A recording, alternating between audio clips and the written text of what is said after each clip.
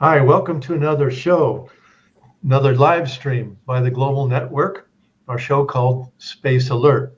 The Global Network Against Weapons and Nuclear Power in Space was created in 1992 to try to prevent a new arms race in space. You can help us uh, get this circulated more by clicking on the like button and subscribing to our YouTube channel. And visit our website if you can at spaceforpeace.org. .org, spaceforpeace.org. Our guest this time is Dr. Dave Webb from Leeds, England. Dave is the board convener of the Global Network, and he's also our webmaster. Does a great job there. We want to thank Global Network board member Will Griffin in Philadelphia for doing all the tech work on this show. So, Dave, welcome to the show. Please tell us a bit more about yourself, your background and such. Thanks, Bruce. Yeah. Well, I did a PhD in space physics, which I got in 1975.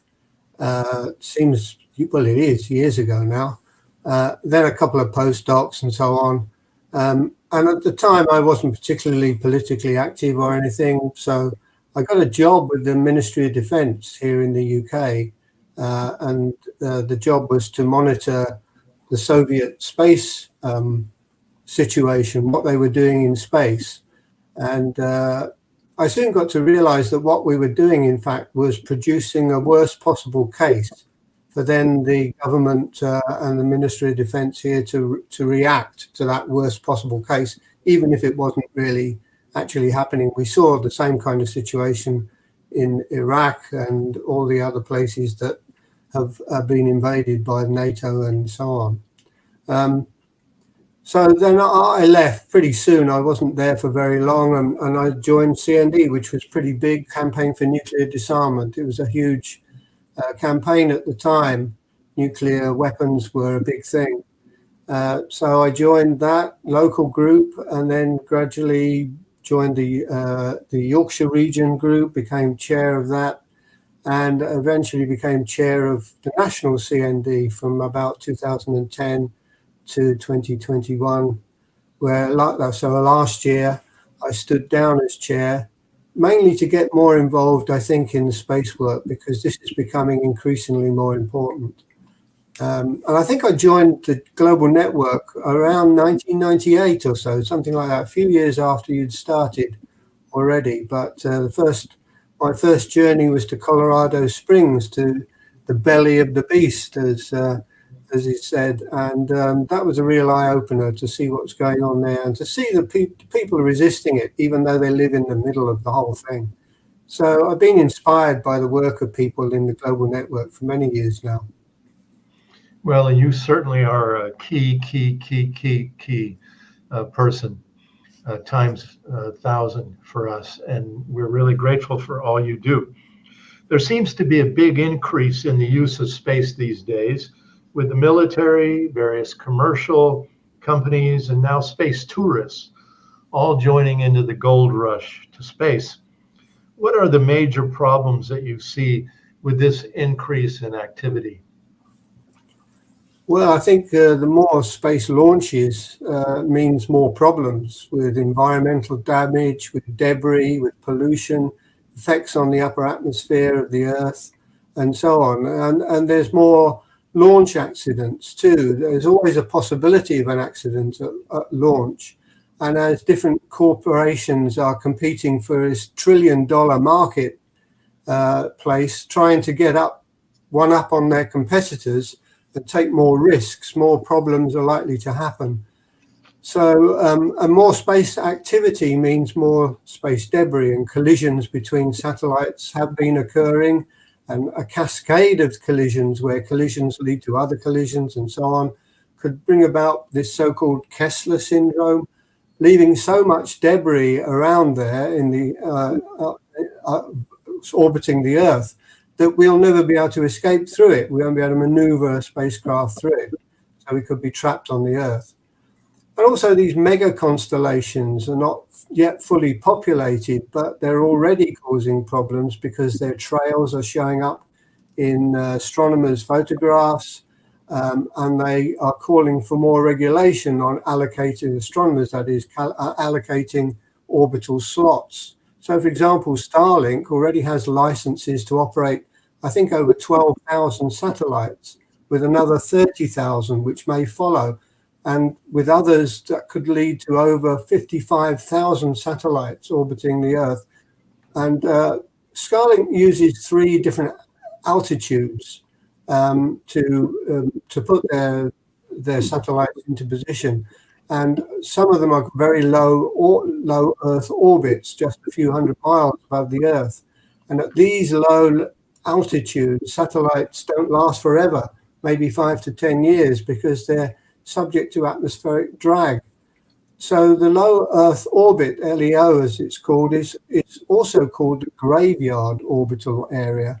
And satellites are often moved there in order for their orbits to decay, and then they burn up in the atmosphere.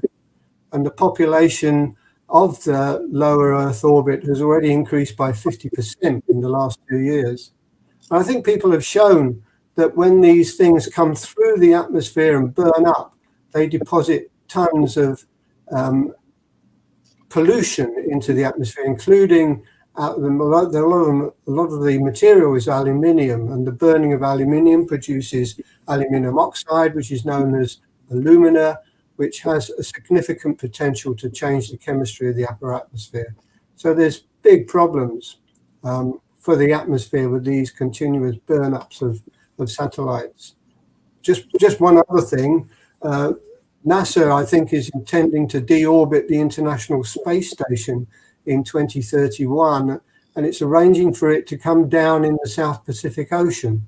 They'll use probably Russian and US spacecraft to push it into the right orbit for it to break up in the atmosphere. They'll break up into such large pieces, it won't be able to all burn up in the atmosphere as it comes down. So it'll come down in this place called Point Nemo in the Pacific Ocean between Antarctica, New Zealand and Argentina. And it's supposed to be the furthest place from any human civilization, but it's already being used as a graveyard for spacecraft. I think it's got something between 250 to 300 spacecraft in it already, deep in the ocean.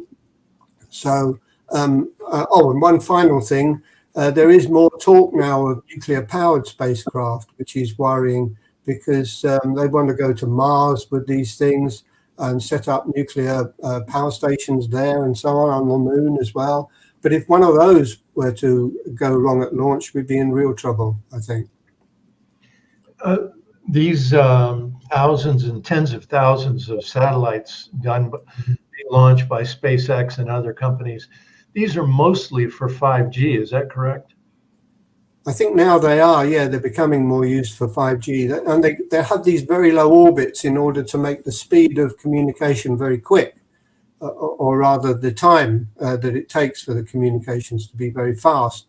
So they're exploiting the lower orbits and saying this will give you extremely fast 5G broadband. So I guess the idea is that every single person on the Earth, every minute of the day, if you can imagine, would have a 5G satellite over their head so that they could get a signal.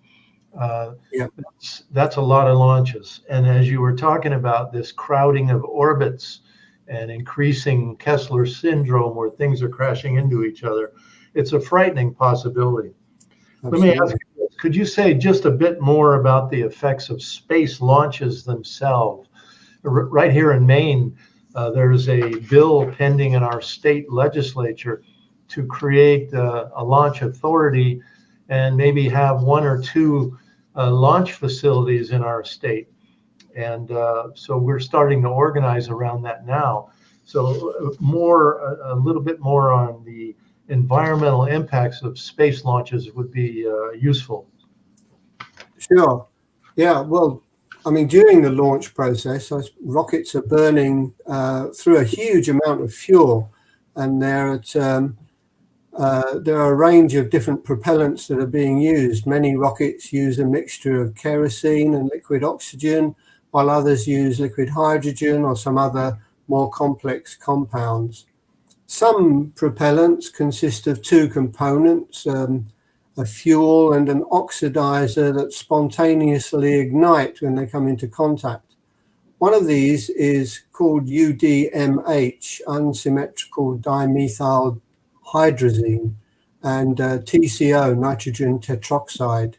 This has been called, or UDMH has been called devil's venom by Soviet scientists, and a UN Development Programme review in 2020 reported that it had caused severe environmental damage to a huge area around the Baikonur Cosmodrome launch site in Kazakhstan.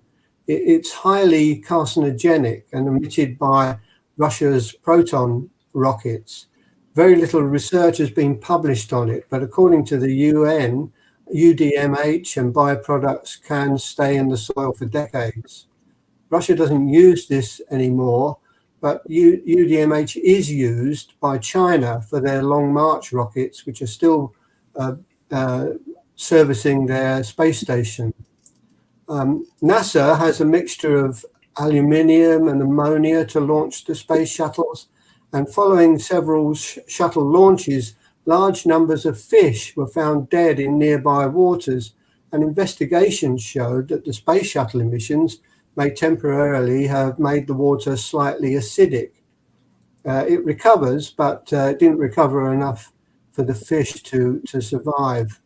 You know, I lived in Florida for 30 years, and I lived close for 20 years. I lived very close to the Space Center in Florida, and almost after every launch, there were reports by the local Sierra Club and others that there were significant bird and fish kills because the launch center is right in the middle of a wildlife refuge. They did that to make it look all very benign and safe, right? But the truth is that every time they launched, they were killing wildlife. Are there any legal constraints on the space uses to protect the environment? Any regulations at all? Currently the global network is part of two different legal actions before the federal government. The FCC, the Federal Communications Commission, regulates these launches supposedly. And so we're part of two lawsuits now demanding more regulation. But what can you say about where that stands right now? Well, that's a good point. I mean, I don't think there is much. The kind of major treaty which is a basis for space law really is the Outer Space Treaty. And that was put together in 1967, or came into force in 1967. And Article 1 of that says that the exploration and use of outer space shall be carried on for the benefit and in the interests of mankind.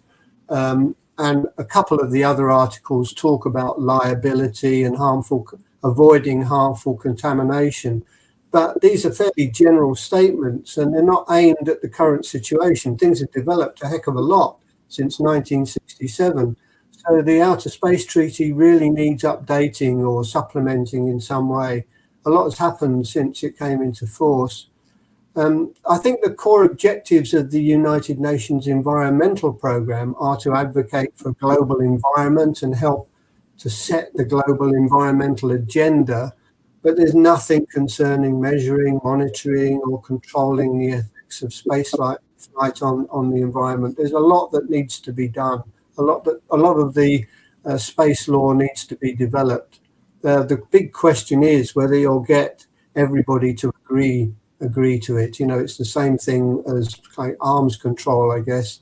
In order for it to be effective, you've got to have a whole international agreement on it, which may be more difficult these days. That's really our job, isn't it, to do the education work? This is the reason why the global network exists, to do the education work around these space issues, to try to build a constituency internationally that begins to have an impact on this. So that's why Absolutely. we're doing this interview. And Right. with Well, I those, think one thing we could say is that, in 1992, the Rio Earth Summit, they put together, or they accepted, something called the precautionary principle, which is to try to so that the richest few of us will not continue to endanger the survival of the poorest many. And this principle states that where there are threats of serious or irreversible damage, lack of full scientific certainty shall not be used as a reason for postponing cost-effective measures to prevent environmental degradation. So there's a statement there that's accepted by the Rio Earth Summit that we could use and say, look, we've got to stop putting all this stuff in until we know more about what the effects on the environment are of all these launches, of all these satellites, etc. when these launch companies declare they're going to launch these tens of thousands, I've seen numbers up to 80,000 of these mini satellites for 5G, for example. They increasingly are saying they need more launch facilities, more rocket launch facilities. And so we've, in the last, our last newsletter, we did a series of articles about some of these places, from Scotland to Indonesia to New Zealand to Michigan now, Georgia. I mean, just all over the place. These things are being proposed or being built. Even as I mentioned earlier, even here in my home state of Maine, is this proposal to create one or more launch sites. Why do you think this is happening? Is this the real reason these sites are being built, because of this growing demand? Because we see many of these places, they say it's going to be for civilian, to launch these civilian things, but then it turns out that they end up doing military. Can you talk more about that whole general area, please? Yeah, sure. I mean, this is one thing I'm trying to get across to the people in Scotland. You mentioned there are 3 sites there that are wanting to be developed for spaceports, and all the time they're told, "Oh, this will be good for jobs. It'll bring money into the local region." They're pretty remote, some of these places, and it's the same arguments that have been brought into other places, like in New Zealand and in Alaska, in Kodiak Island. The people there were told, this is all for commercial. You'll get lots of jobs. You'll get lots of money coming in. Kodiak Island, for example, was put out of commission for a couple of years because a launch blew up and put the whole thing out of commission. And since then, I don't think they've had more than a couple of launches. And this is over a period of how many years? 3 or 4 years, I think, or maybe 2 or 3 years. So it doesn't work out as well as people had said. The people in New Zealand are saying all of the launches they've had, people in Kodiak are saying the same, have been for military purposes, not for commercial purposes. And I think that's one of the reasons why they want so many spaceports, because the military like to diversify these kind of capabilities so they can't all be kind of taken out at once, I guess. And that kind of gives them an opportunity to launch from different places if they need to. So, that's one reason. I think also the local communities are convinced that this is going to be huge business. As, it's been predicted it'll be worth $1 trillion by 2030. The space business, and they've been told by governments and others, you want to get in there, get a slice of this, and bring it into your local communities and so on. But that doesn't actually tend to happen.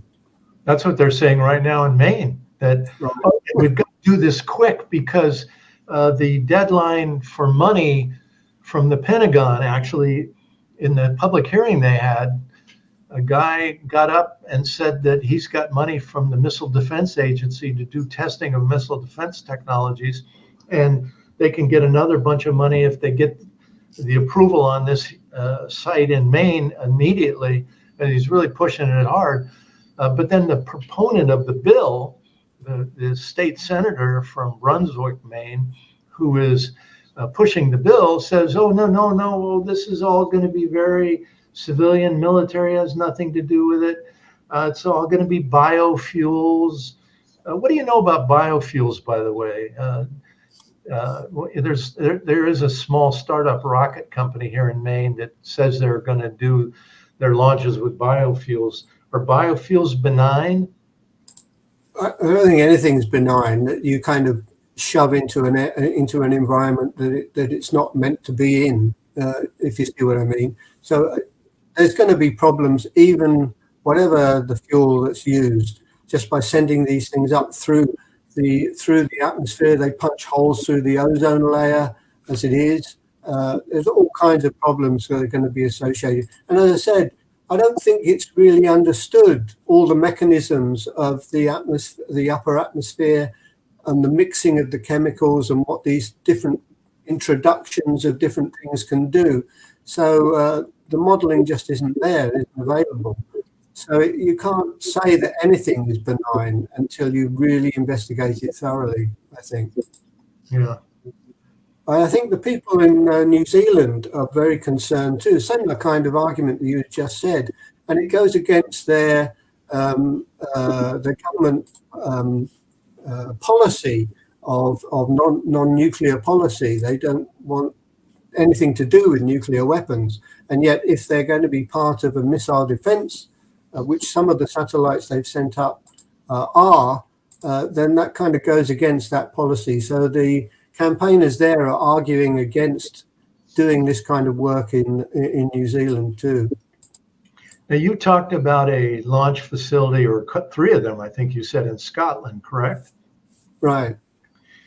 Are there others in the UK, other sites that are being considered for launch facilities as well?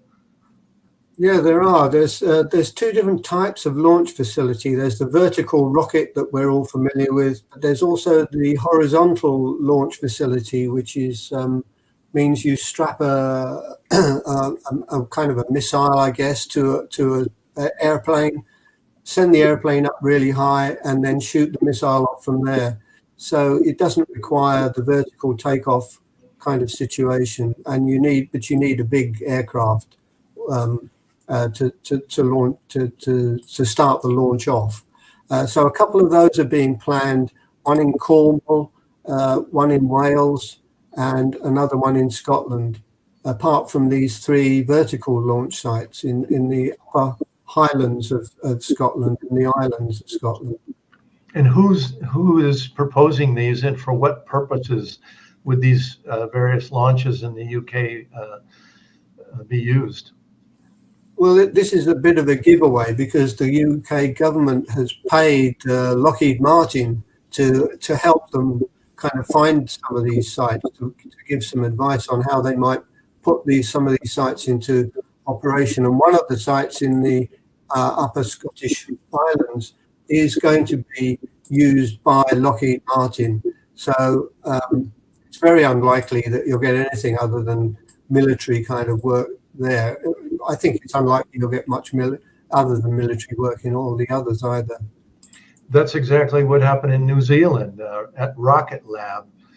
They were told Rocket Lab was built on indigenous lands. They went to the indigenous community. That the developers, they promised that it would be for civilian use only. And then Lockheed Martin came in. They now run the place, right, and they're doing all these U.S. warfighting satellite launches. So it's the same story over and over again. On the one hand, you've got all these 5G satellites being launched, crowding the orbits. But on the other hand, you've got the military, U.S. military, using facilities around the world, right, to launch military missions. So the stress, if you will, on space, especially in lower Earth orbit, right, is enormous now, isn't it? Absolutely. And of course, the military also buy a lot of the services from commercial companies anyway, like photo reconnaissance and all that kind of stuff, and even some other kinds of surveillance, I think. So you can't, that's another thing that needs to be made clear. What are these things actually being used for? Sometimes we don't even know. Sometimes the companies themselves don't know. They just sell their product to somebody else, and it turns out that it's the military in the end. That's why they call it dual use, right? Right. Yeah. I remember when we had our global network meeting up in Kiruna, Sweden. We had a visit to how would we describe this place? A downlink station that was receiving satellite images and processing them. And they finally, under some questioning, admitted that they were selling the pictures, I guess, and the other information, the reconnaissance information, surveillance information, you could say, to the United States military. And a lot of it, they were taking pictures of Russia, right? So Right. that's the way it works, Yeah. When we went in there, they were claiming it was all civilian, oh yeah, but it doesn't turn out to be the case. No. And I think the military are using these 5G systems too, aren't they? They're kind of devastate the underwater environment apart from anything else with these 5G systems now. It's just amazing how much we allow the military to get away with these things, really. Yeah, and those undersea uses of 5G are going to dramatically impact sea life, particularly whales, dolphins, other sea life with these. How would we say radio waves that will affect their physical. In case of mammals, their brains. I guess we could. Yeah, the communication systems and everything. Yeah, orientation systems. Yeah, they're affected by all these microwave radiation. Yeah. I mean, we don't know the effects really of the microwave radiation on humans. We could be subjecting humans to all kinds of problems that we don't know about yet. So space is really an unknown quantity for most of us, but it's sold as exciting and futuristic and adventurous. And we have to try to cut through all that in order to get people to pay attention to some of the severe implications. Let me stop there and say we've got about 2 minutes left. Dave, if you want to just make some closing comments of any kind, please do. Well, thanks very much for putting this issue out. I mean, I think when I was young, I also saw space. I still do see space as kind of exciting. There's a lot of scientific advances being made through space studies and so on. The thing is, we've got to separate that from the other stuff, which is going to cause a lot of problems for us in the future and are causing a lot of problems for us now. And I think it's really time to assess properly and accurately what the effects of space launches and satellites are on the environment. There's a real need to take these activities seriously and to go on with caution and not reckless abandon as it is at the moment. So we should have learned by now how our unthinking actions have polluted the planet, filling the land and the oceans with plastic, and changing the climate, and even possibly destroying life. So we must be far more careful. Well, thank you, Dave. It's a pleasure having you. This is Dr. Dave Webb from Leeds, England. He's the board convener of the Global Network Against Weapons and Nuclear Power in Space. He also runs our website, which is at spaceforpeace.org. He does a great job. He's just, in the last year, done a whole retrofit of the website. It's really wonderful. Please check it out. And in the menu, you'll find a resource section. And we have space videos that are produced by Will Griffin, who's running this tech for us today on this show. And so Will makes a video every month for the Global Network, and Dave posts them there. So please check those out. You'll learn a lot. Share them with others. This is the way we get other people to begin to learn about and care about preventing an arms race in space and the environmental devastation of space as well. So thanks for watching this edition of Space Alert. Next month, we'll do another show with another leader from around the world working with the global network. Until then, good luck to you all, and please get organized. Bye-bye.